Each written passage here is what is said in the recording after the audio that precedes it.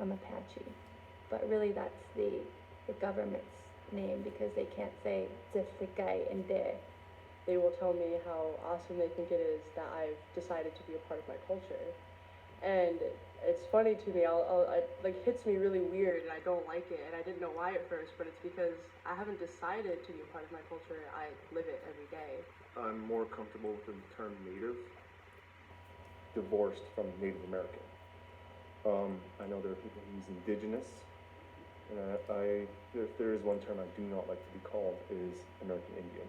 And for me, to be Indigenous is to have an intimate and interconnected relationship to a homeland. And so that's really important because land is, tied to every aspect of who we are. Being native in a city is almost a daily reminder of your people's erasure, of the fact that people don't even remember that you're here and that you exist.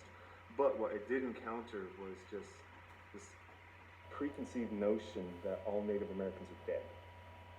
I've had older white men come up to me and say, "Oh man, if this was 40 years ago, I can just do whatever I wanted to." The cattle outside doing the work and the dog inside the house, those are property. Those are the black folks in America. They're our property to white men. Then the exotic antelope on the wall, or the exotic, that's the native, that's how natives are perceived in America. We're treated like animals. They monitor our blood quantum. We're the only, besides dogs and horses, I don't know of any other animal that they monitor the blood quantum.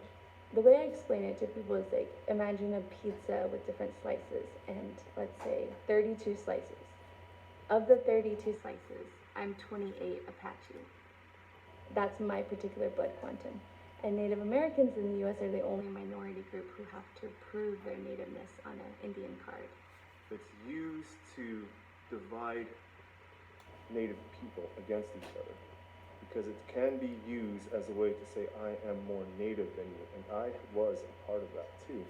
I used my 4/4 to kind of make myself feel better against other people. The one drop rule, meaning that, one drop of black blood makes you black,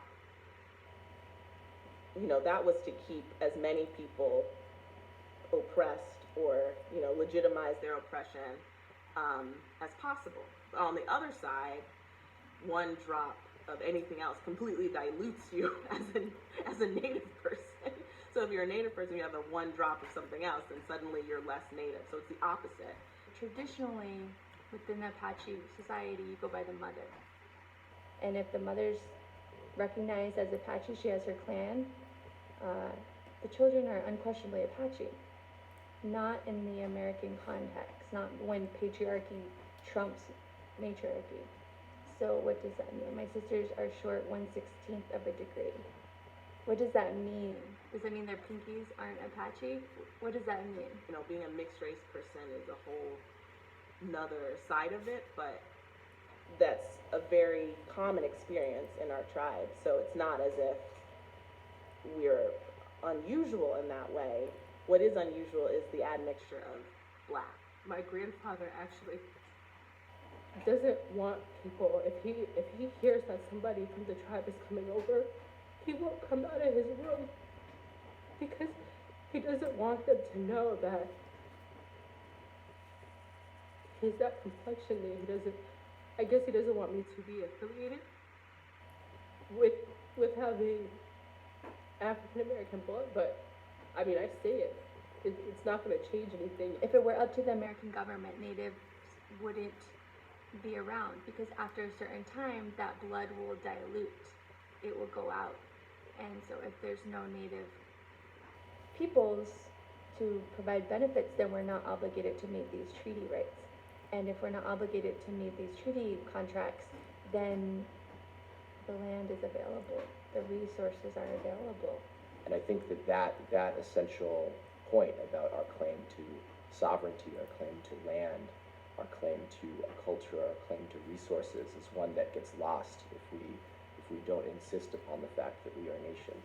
And we have taken huge steps to decolonizing, and that proof comes from people being able to to have the opportunities to speak their language, to be on their ancestral land. The thing with decolonization is that it's an ongoing process, just like grieving, just like any loss. As much as possible now, I try to tell people that I have a Native American name, and maybe it doesn't mean anything to you, but it means everything to me. My name maybe doesn't have a romanticized Hollywood Indian name, but my name has more meaning than that. My name means that my family survived. My family survived disease. My family survived Catholicism. My family survived settler colonism, and my family, they survived. I survived. My existence is resistance. Me saying my name is Skium Tulks, that is resistance in and of itself.